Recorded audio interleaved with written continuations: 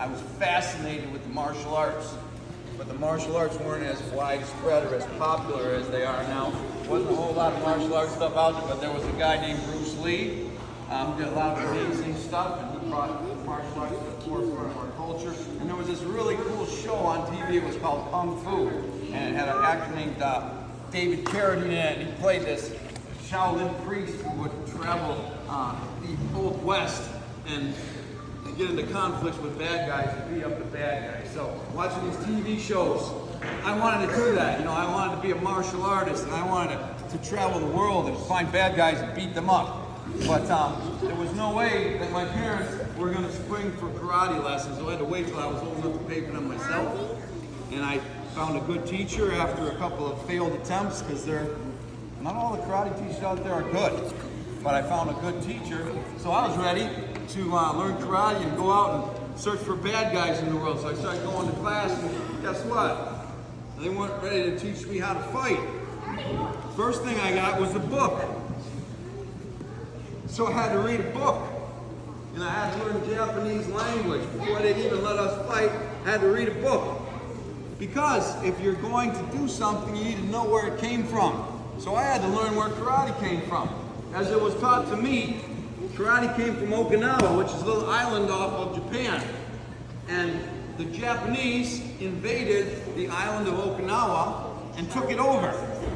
And what a lot of invaders will do in order to conquer a people is they refuse to let them have weapons to protect themselves, and they refuse to let them practice any sort of military operations, because you can't have an army, you can't fight back. And so the people of Okinawa had their swords and all of their weapons taken away from them, and they were told you can't gather and do any sort of training or any sort of workouts or anything like that.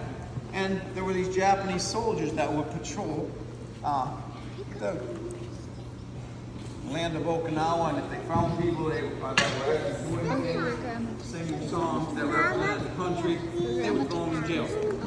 So the Okinawa people needed to find a way to protect themselves, but they didn't have any weapons. So they invented karate. Karate literally means empty hands. You protect yourself with no weapons. But, you know, these soldiers, they had swords and they had clubs and they had stuff. So what the Okinawan people decided to do was to use everyday things, farm tools and stuff like that, to not just dig holes and plant things. They use them to protect themselves. So I've got a few things in here. Maybe I'll show you. This wouldn't fit in my bag. This is called a bow staff. You know what it is? It's a fancy stick. And you think about it, if you were in 1500s Okinawa, maybe you use this to dig in your garden, or maybe you put it over your shoulder and you got to carry a couple of buckets of water, right? But you can also use it as a weapon. Come here, Decker. So let's say I'm out here and I'm digging in my garden, and Decker comes in and he wants to attack me. It's pretty easy to keep him away just by poking him with it, isn't it? And if he's real determined to hurt me, look at all the things I can do with this simple stick to protect myself. I can block, I can strike, bow staff. Thank you, Decker. Give Decker a round of applause. Great job, Decker! You guys have all seen these. Good job!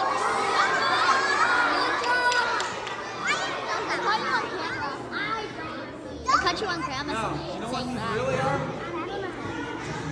Okay, these are farm tools. And the farmers in Okinawa used to take these, and they used to use them to beat rice and wheat to separate the wheat from the chaff. They're farm tools. These aren't weapons. This is something, it's a farm tool. But let's... Oh, he wants to So let's say I'm out there. So let's say I'm out here in the fields and I'm hitting the wheat and the rice, and they come up and they want to attack me. Oh my gosh. How are they going to attack me if I've got my nunchucks here, right? And if I hit that would hurt. Thank you, ladies. Woo! Good job, Amara and Ellie! Let's see what else we got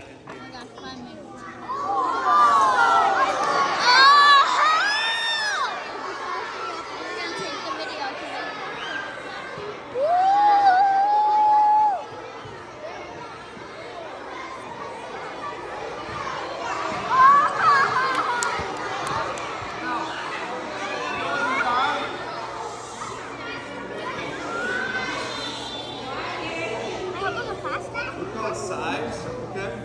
Really, they're just little pitchforks. And my wife actually was using these in her garden one time because she couldn't find her gardening tools. I got a little upset. Basically, you can dig up grass and wheat and stuff. They're just farm tools. But guess what? If I'm digging up the wheat and the grass in my field and these guys want to attack me, there's a lot of stuff I can do with these. Poke them, poke them, poke them. But they're farm tools. They're not weapons. Thanks, guys.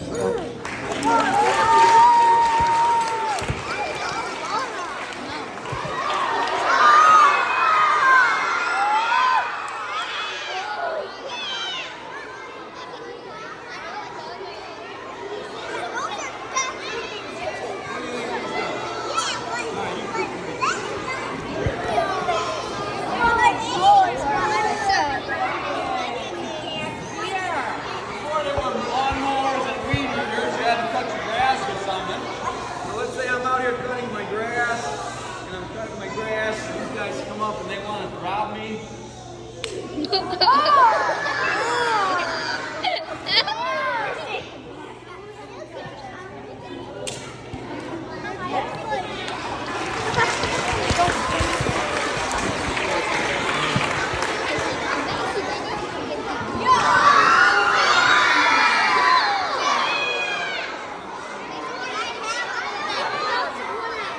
You're scary.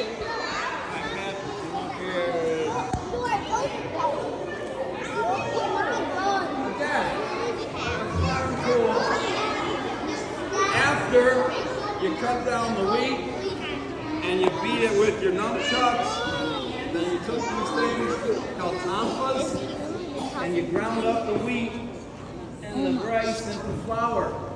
They're just made to grind up wheat and rice. That's all they are. But guess what? If I am grinding up my wheat and Patrick wants to attack me, or he wants to attack me, I can use them as weapons to defend myself. But they're not weapons, they're farm tools used to defend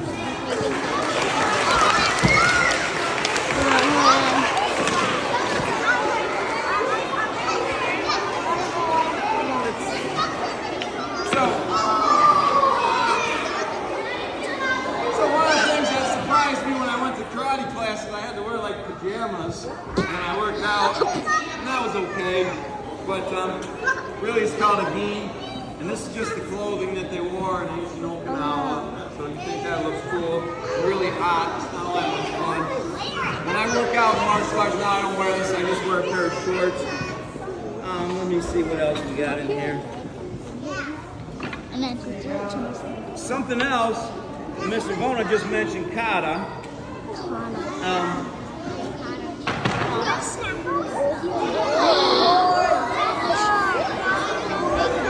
Oh, you take this. I want to.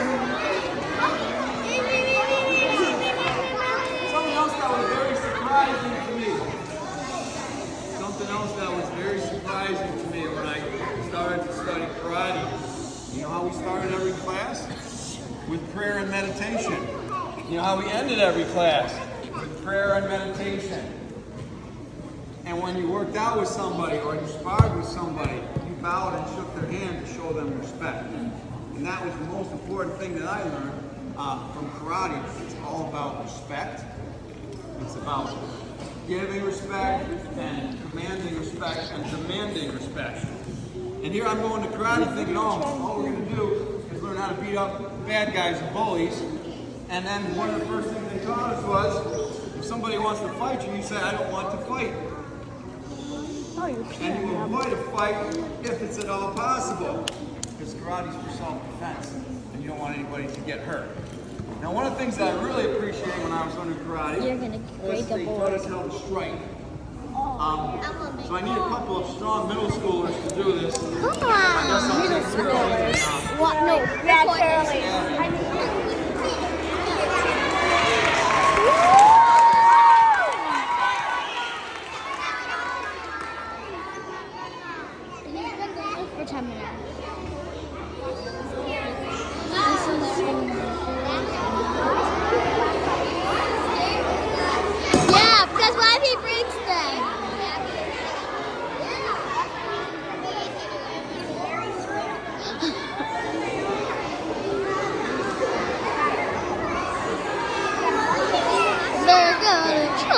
so cool.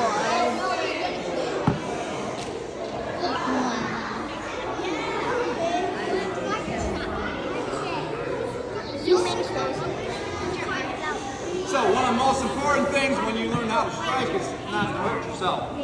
So this is a palm heel strike, and you simply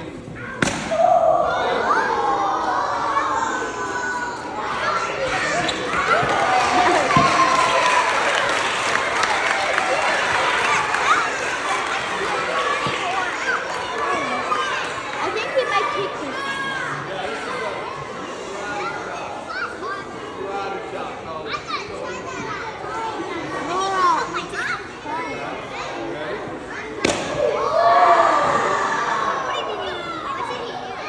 He cut that one in half.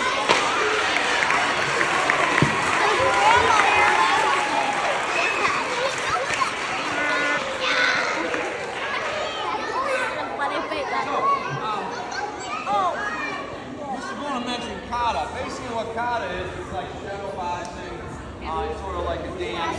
Since the Japanese invaders wouldn't let the Okinawans practice fighting, they had to do it in private and in secret, and they couldn't gather.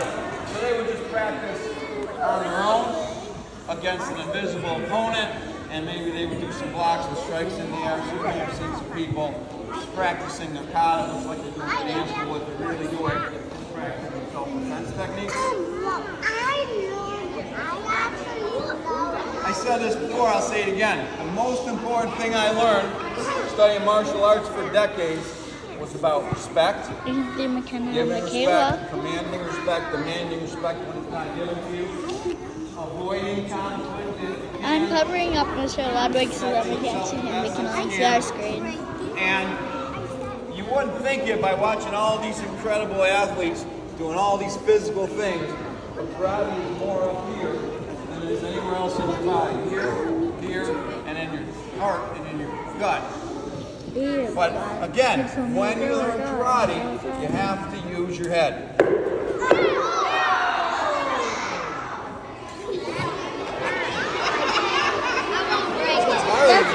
That's not what they mean to use your head. That's not what your parents. That's not what your parents mean to use your head. Sometimes, no matter how much you try, it doesn't work out for you. So,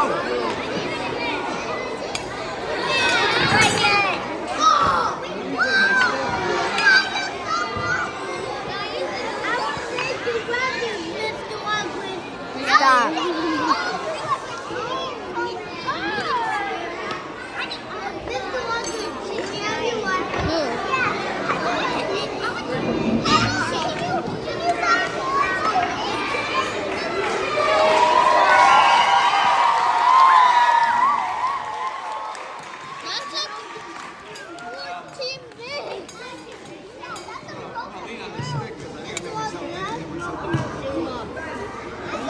Coach wants me to, I don't know, Coach. Where's Coach?